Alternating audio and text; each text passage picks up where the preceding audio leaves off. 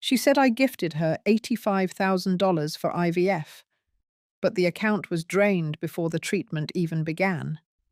I kept quiet until I found my name on a loan I never signed. If that was just the beginning, what else had they planned behind my back? She wore a soft grey scarf and kept stirring her cocoa long after the marshmallows had melted. I met Sabrina at a quiet little cafe 2 blocks from their house. Her hands were trembling just enough to notice if you were watching closely. I was. That night felt heavier than usual, like the air itself knew something I didn't. She smiled, but her eyes didn't follow.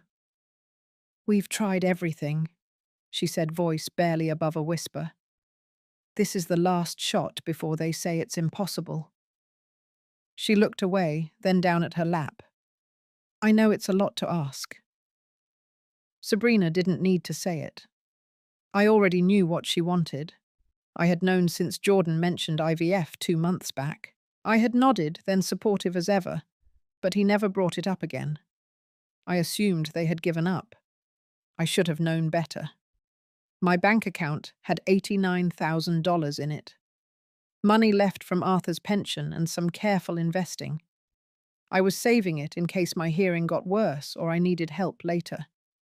But that night, sitting across from Sabrina and her downcast eyes, I thought maybe it was time to use it for something that might matter now. They didn't have children. They said they weren't ready.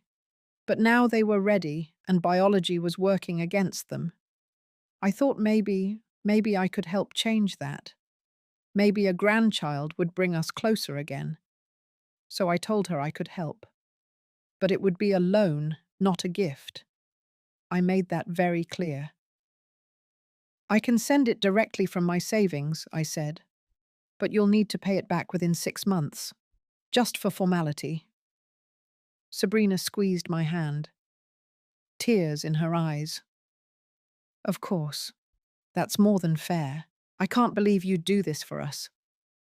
She promised she'd follow up with the paperwork, but I never saw any. Still, I trusted her. I trusted them both. I sent $85,000 to the account she gave me and wrote a note in the bank's online memo line, IVF loan. Repay in 6 months. I kept a screenshot. I remember thinking maybe that baby would have Arthur's eyes, or maybe mine. It felt like the right thing to do, even if it made me nervous. Maybe some of you understand that kind of decision, when your head hesitates, but your heart moves anyway. That was 3 months ago. Back then, I thought I was doing something meaningful. I thought I was helping build a future. I didn't know I was writing myself out of their lives, one quiet deposit at a time. I didn't hear anything for nearly 2 weeks. No updates, no emails, not even a thank you text. I told myself they were busy with appointments, procedures, nerves. I tried not to read into the silence, but it settled over me like dust no one bothered to brush away. Then one afternoon, I dropped by with a basket of fresh bread and some homemade lentil soup. I had been making that same soup for Jordan since he was 6 years old. He used to call it magic soup. I thought maybe it'd be a quiet way to reconnect, to show I cared without pressing. Sabrina opened the door just a sliver and didn't invite me in. She reached for the basket and smiled a tight, polished smile. Her makeup was perfect, not a hair out of place, the kind of composure that felt rehearsed. She said they were about to head out. I nodded and told her I hoped the treatment was going well. She blinked, looked slightly confused, then recovered with another smile. "It's all moving along. Thanks again, Eugenia." Then she closed the door. The next day, I called Jordan. He didn't answer. I left a message. 3 days later, he texted back one sentence. "Everything's fine, Mom. Appreciate the support." That was it. I sat on my back porch that evening, watching the light shift across the garden. It used to be filled with laughter and bare feet running through the grass. Now it just felt quiet. My heart kept reaching for something solid, Some sign that what I gave had meant something real to them. I waited another week.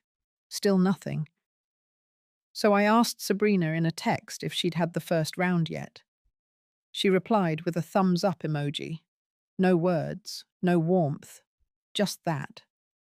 That was the moment the unease started to bloom. Something about that tiny icon made my stomach turn.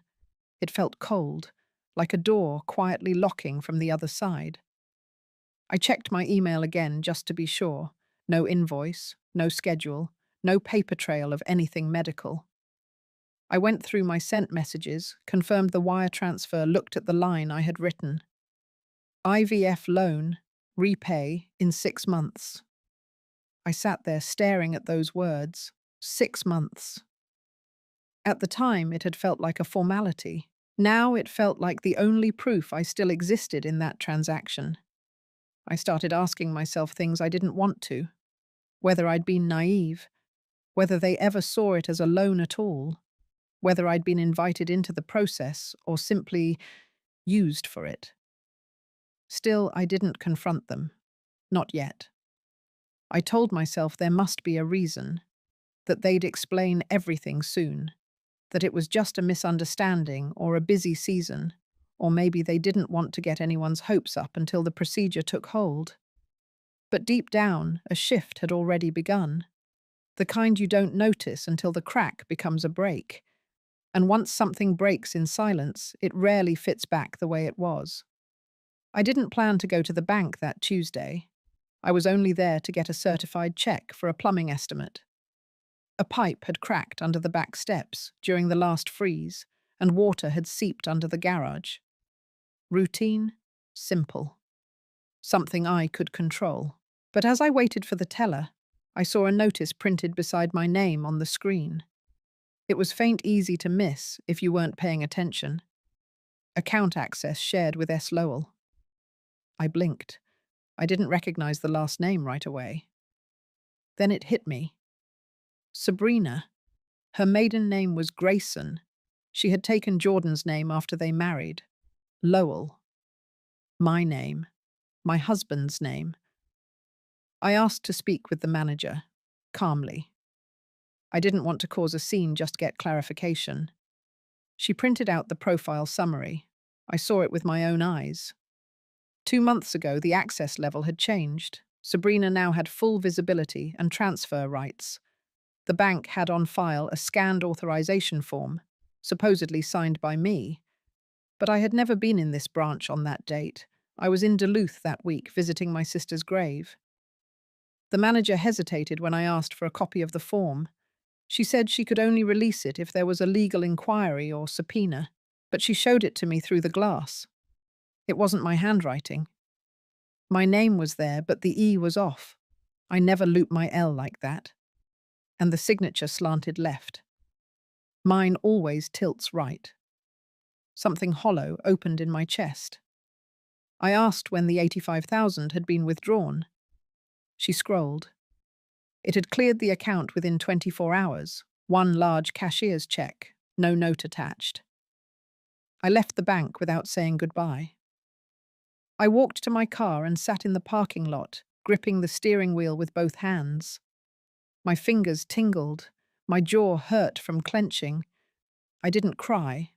I just stared straight ahead, watching a man help his elderly mother into a pickup truck. He lifted her gently like she was something fragile and worth protecting. Then I looked at my hands. I had used them to raise Jordan, to pack his lunches, wipe his fevers, hold his knees after falls. Now those same hands had funded a plan I was never meant to be part of. Back home, I opened my laptop and checked my email again. Still nothing. I scrolled through my saved files, found the screenshot of the original transfer. IVF loan. Repay in 6 months. I made a copy, labeled it clearly. I printed 2 versions, one for my records, one to keep somewhere else. Something inside me had turned. Not hard, not angry, but still.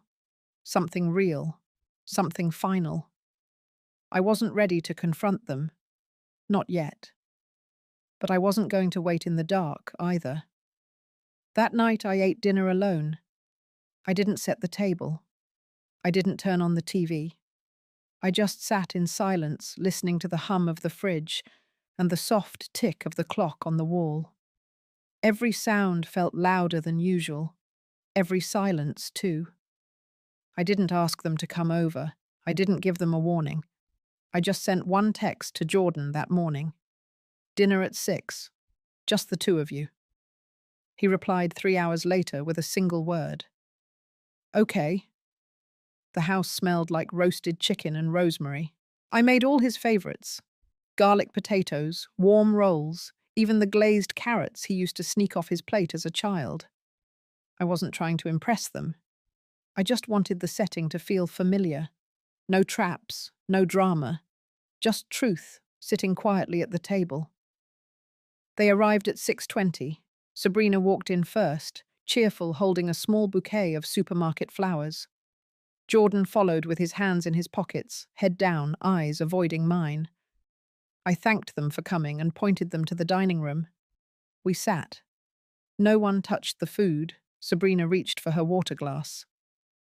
This looks lovely, Eugenia. So nice of you. I looked at her, then at Jordan.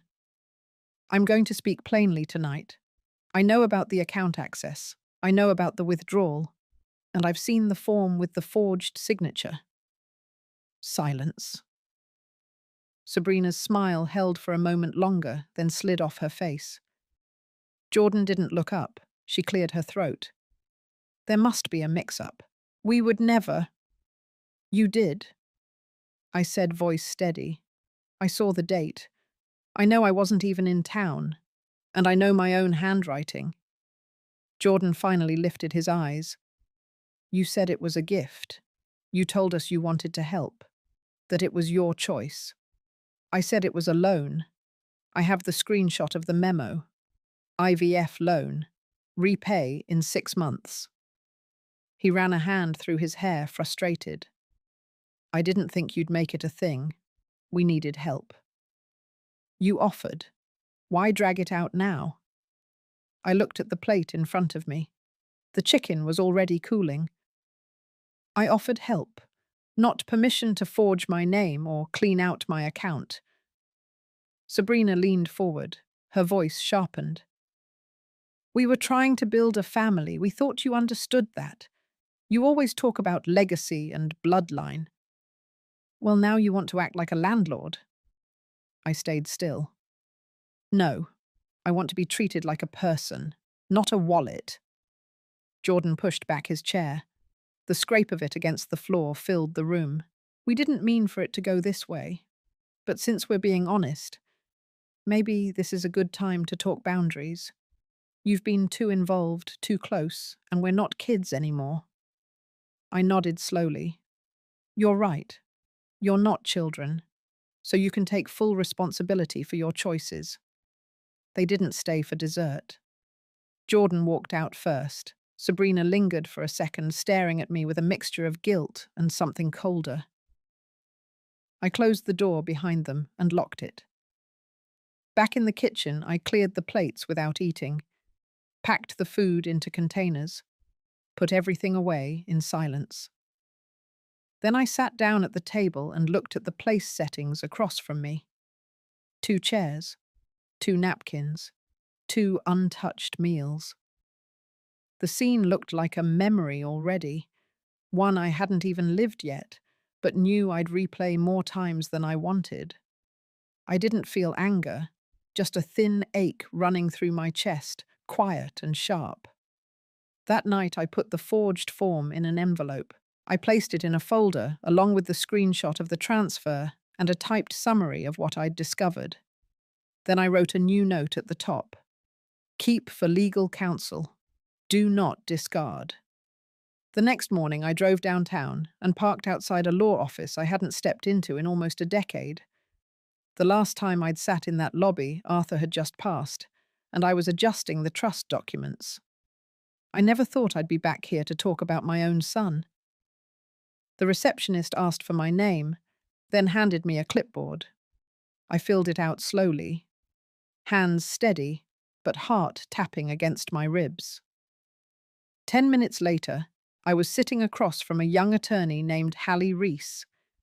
She couldn't have been more than 35, but she had the calm, deliberate tone of someone who had heard stories like mine before. I slid the folder across the table. "These are copies," I said. "The originals are in a fireproof box at home." She opened the file and started flipping through. She paused at the scanned transfer memo, then moved on to the bank access change and the forged authorization form. She didn't say much until she had seen it all. "This is fraud," she said plainly. "At minimum, unauthorized access. Possibly identity theft, depending on how the form was submitted." I nodded, but said nothing. She asked if I wanted to pursue charges. I shook my head. "Not yet," I said. "I just need to know what protections I still have, and what I've already lost." She explained things carefully. Because the account had been jointly accessed under false pretense, it might be possible to recover some of the funds, but only if the bank agreed to cooperate. Civil litigation was an option, but it would come at a cost. Emotionally, financially, publicly. Then she asked a different kind of question. "Do you have a will or trust in place that includes them?" I hesitated. "Yes," I said. "Jordan is listed. So is Sabrina." She leaned back slightly. "You might want to revisit that." I walked out of that office with a manila envelope and a strange kind of weight in my chest. Not heavier, just different. Like something had shifted its shape and couldn't go back. That afternoon, I brewed a pot of tea and opened the old cedar box Arthur and I had kept our documents in. It smelled like time. I flipped through folders, scanned the old titles, the beneficiaries, the power of attorney papers.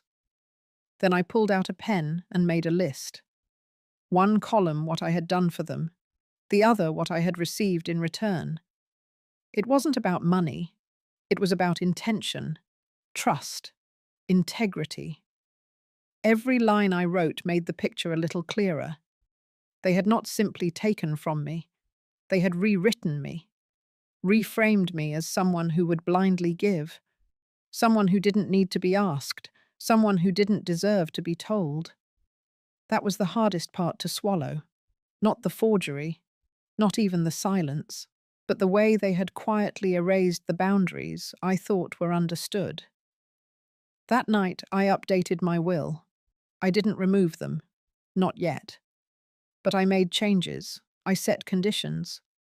I rewrote the trust to include a clause requiring repayment of any informal loans before inheritance could be distributed.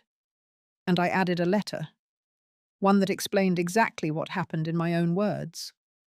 Not for legal clarity, for human memory.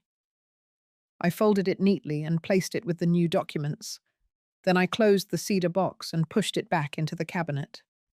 For the first time in weeks, I slept without waking. Not peacefully, but without flinching. A week passed without a word from Jordan or Sabrina. I didn't expect anything. Not anymore.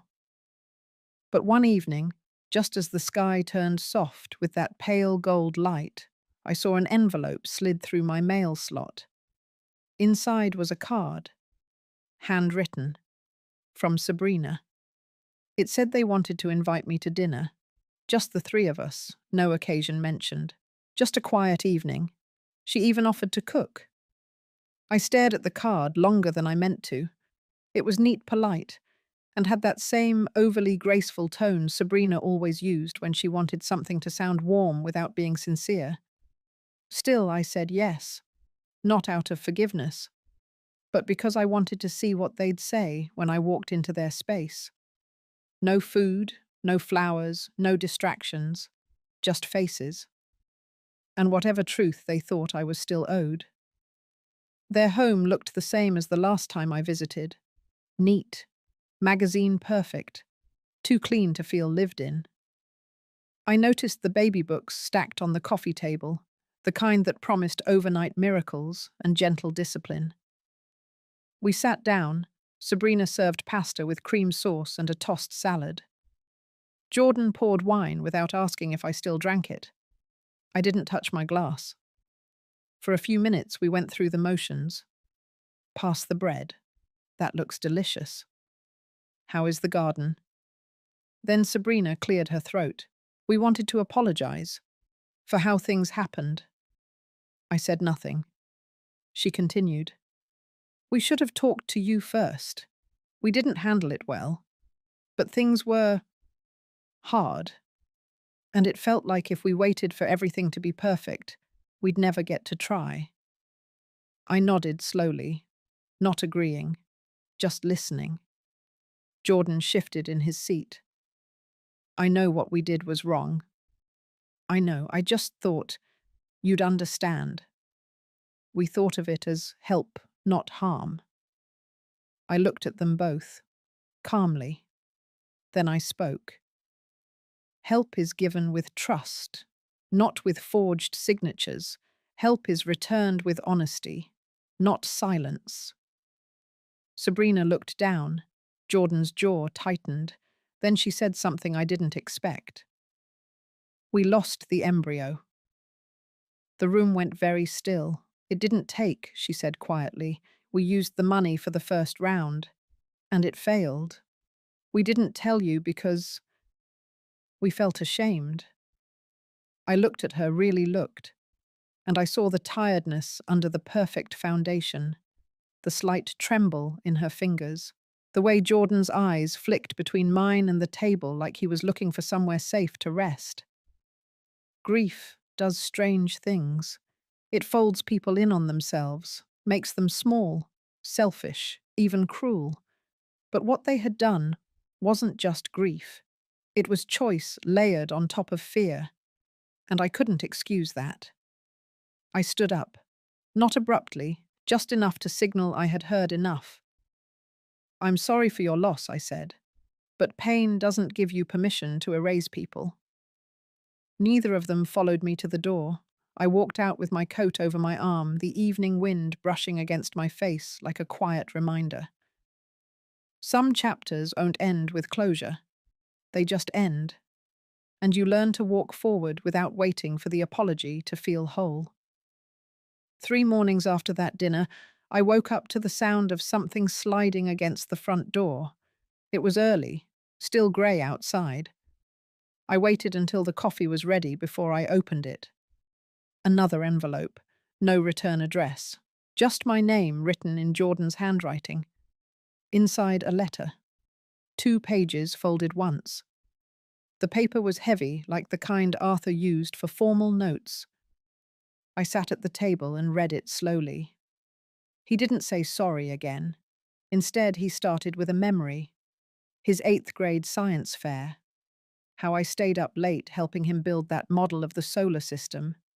How I made tiny planets out of foam and toothpicks and spray paint from the hardware store. Then he shifted into how hard the last year had been.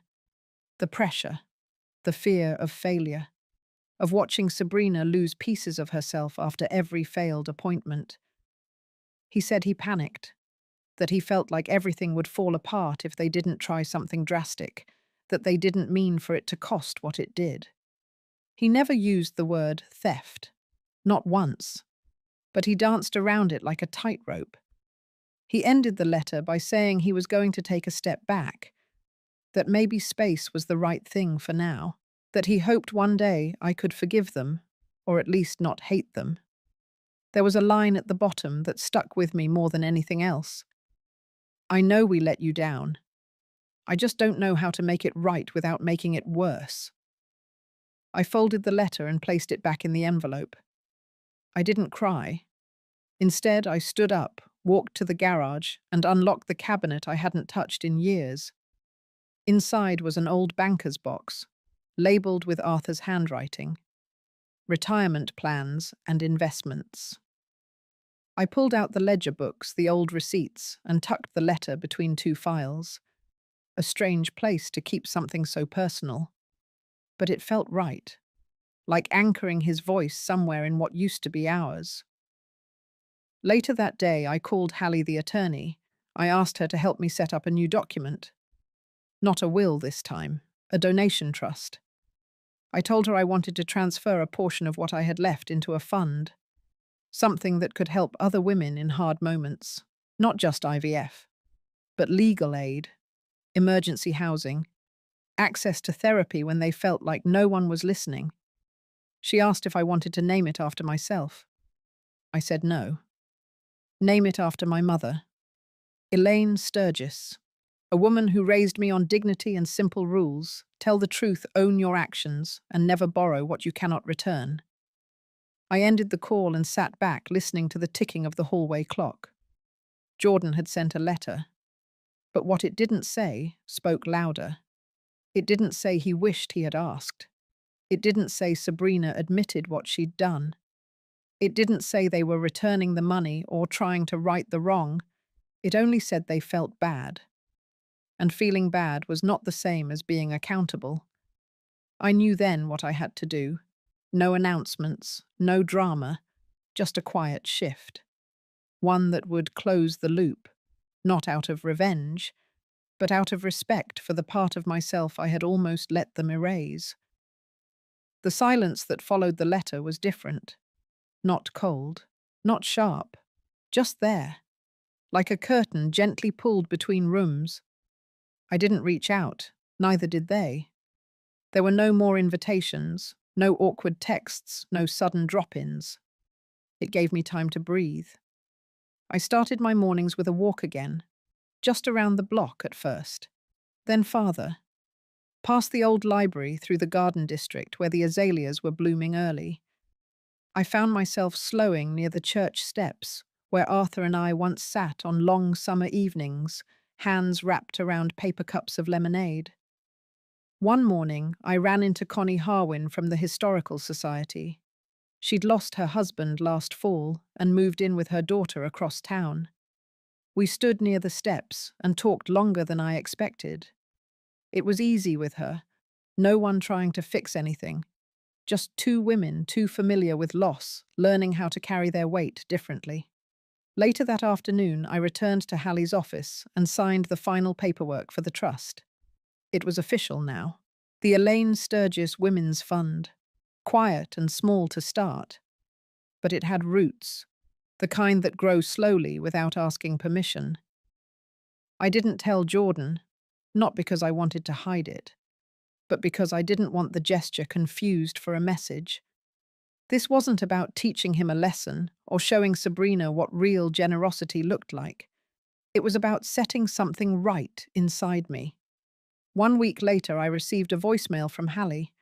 She'd been contacted by the bank. After some internal review, they had found inconsistencies with the document granting Sabrina access. The notary listed had never worked there. The signature timestamp didn't match their logs. They offered to reverse the access and flag the account. No legal action unless I pursued it. I asked for it in writing. Then I made one last stop. The same branch where it all began. The teller was new, young, polite, too busy to recognize me. I asked to speak to a manager. She led me to a side room.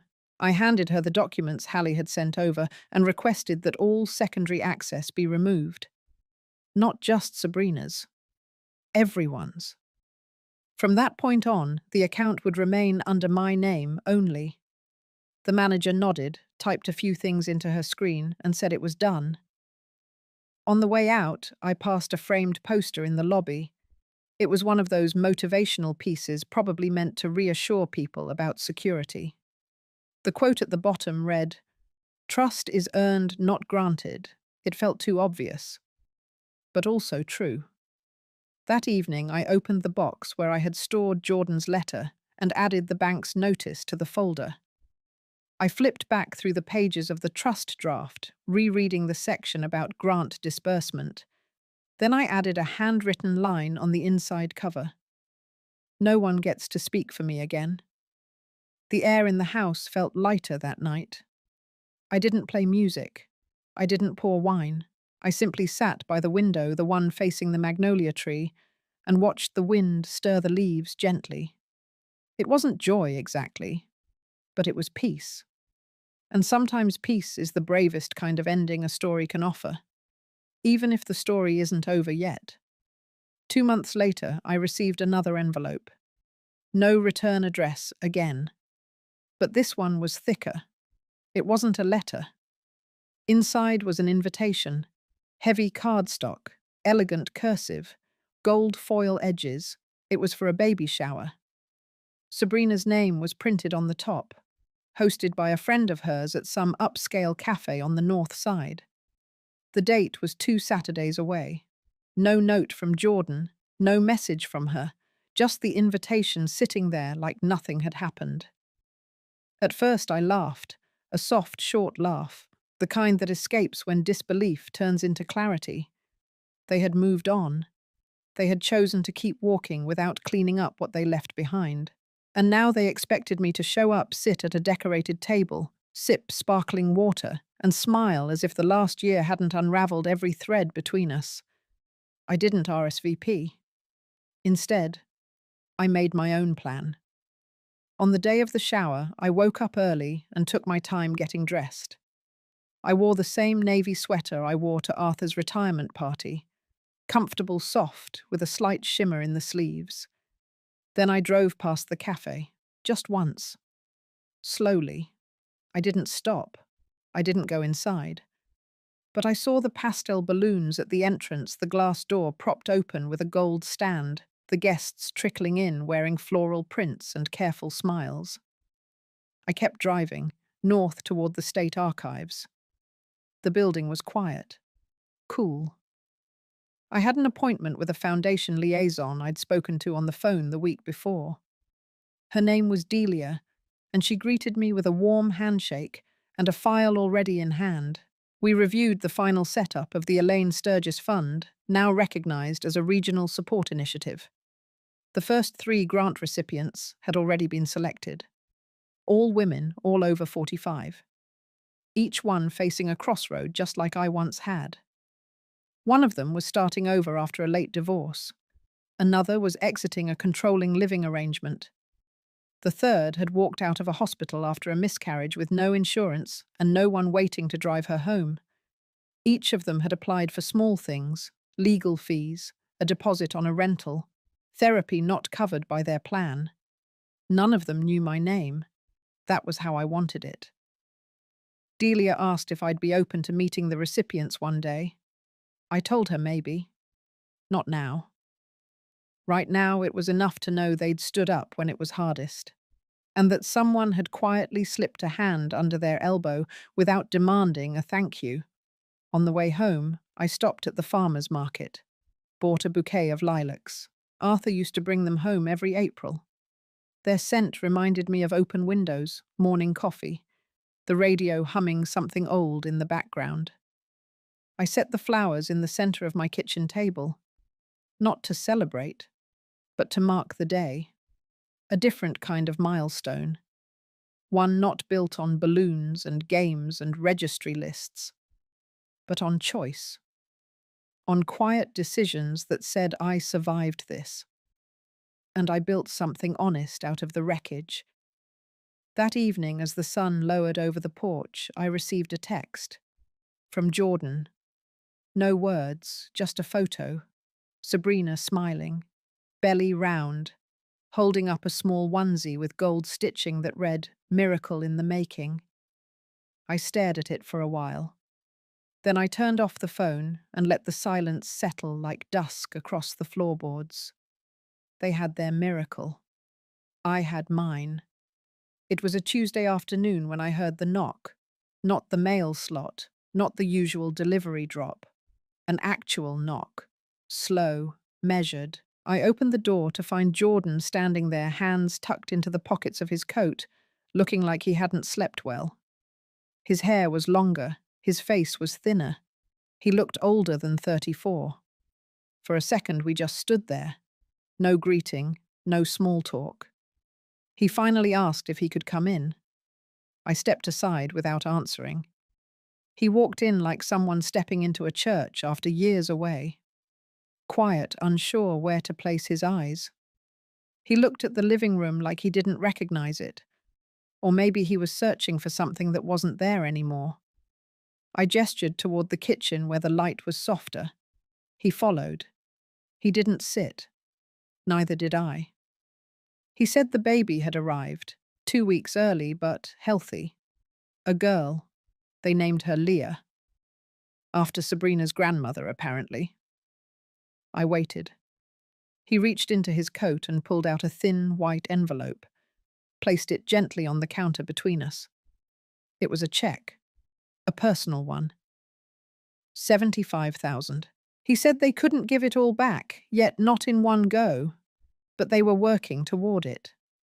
He'd started picking up contract work again. Sabrina had returned to part-time consulting from home. They wanted to return the full amount, not because I'd asked, but because it was mine, and they knew that now. I didn't touch the envelope. He said he didn't expect forgiveness, but he wanted to say it face to face, that what they did had been wrong, not confused, not desperate, just wrong. He said it without trembling, but his voice had that hollow weight that only comes from saying something over and over in your own head before you finally speak it out loud. Then he told me something I hadn't expected, that Sabrina had left for a few weeks shortly after the baby was born. Not because of the baby, but because of the guilt, the stress, the weight of what they'd done. She stayed with her sister in Colorado, needed time to feel like herself again. That was when he said it started to hit him, what they had sacrificed, what they had destroyed in silence, that maybe the hardest thing wasn't admitting it to me, but admitting it to himself. He didn't cry. He didn't ask me to either. He just stood there, waiting, letting the silence hold whatever came next. I reached for the envelope, slid it back across the counter. Not because I forgave them, and not because I didn't need it, but because I wanted him to understand something deeper. Keep it, I said, my voice low. Use it to fix what you broke. Not with me, with yourselves. His eyes didn't shift, but his shoulders did. I told him the fund was live, that it had already helped 3 women, that it would help more, and that whatever guilt he was carrying, it didn't belong to me anymore. I had put it down. He nodded, said he was glad, said thank you, said nothing else. Then he left. No hugs, no dramatic turns, just the quiet sound of the door clicking shut behind him. And for the first time in a long while, I felt something settle in me. Not closure, but clarity. And sometimes that's all you need to keep walking forward. The days that followed were quieter than usual. Not empty, just different. Like the kind of silence that lingers after the last guest has gone, when the furniture's been put back in place, but the room still holds the memory of voices. I didn't expect Jordan to call again, and he didn't. But that wasn't a wound. It was a choice. One we both made without saying it out loud. There were no fresh apologies, no photo updates, just stillness. That week I returned to a few projects I had put off for months. I reorganized the back shed, sifted through old holiday decorations, even donated 2 boxes of old linens to the women's shelter near Broad Street. The simple acts of cleaning, sorting, letting go, they gave me more peace than I'd imagined. I found one old photo album tucked in a cedar chest. Thick dust along the edge. Inside, dozens of pictures I hadn't seen in years. There was one of Jordan, maybe 9 years old, smiling next to Arthur in the driveway, holding up a homemade birdhouse. I traced the edge of the photo with my thumb. I didn't feel grief or bitterness, just distance. A life that used to belong to me now folded gently into memory. That Sunday, Hallie called. She had news. A small business magazine wanted to run a feature on the foundation, just a short write-up on community-led funds supporting women in transition. My name wouldn't be mentioned per my request. but she wanted my input on the language they'd use. We met at a local bakery the next morning. She brought a printed draft. I read it while sipping coffee from a chipped porcelain cup. The headline read, "A Quiet Force, How One Fund is Changing Lives Without Making Noise." It was perfect. We made a few edits, added a quote from Delia, and finalized the release date. As I walked home from the meeting, I passed a young couple with a stroller. The baby, wrapped in a sunflower-patterned blanket, was cooing softly. The mother smiled as she adjusted the brim of her hat. The father carried a grocery bag and held her elbow gently as they crossed the street. I didn't think of Jordan and Sabrina. Not in longing, not in pain. Just not at all. That was the shift I hadn't expected. How eventually even the deepest cuts become something else entirely. Not gone, but quiet. Like a song you used to know by heart but no longer hum out loud. Back home, I opened the windows to let the spring air in. The wind moved through the curtains like breath. I sat at the table and opened a fresh notepad. No plans, no lists, just space. And in that space, I let myself feel proud. Not for surviving, but for transforming something ugly into something good. For choosing stillness over noise, integrity over resentment, a future over a fight. The old ache was still there, but it was no longer in charge. And that was everything. The first letter from one of the grant recipients came that spring. It was handwritten, no return address, no full name, just a small note, tucked into a blue envelope, left with Hallie at the office. She thanked the foundation for helping her pay a deposit on a rental unit after leaving what she called a difficult household. She said it wasn't much, but for the first time in years, she slept with both eyes closed. I read that line twice. That night, I set the letter on my windowsill. Let the breeze from the cracked pane lift the edge of the paper. I didn't need more words, just that one image, a woman somewhere sleeping safely. That was enough. Time went on.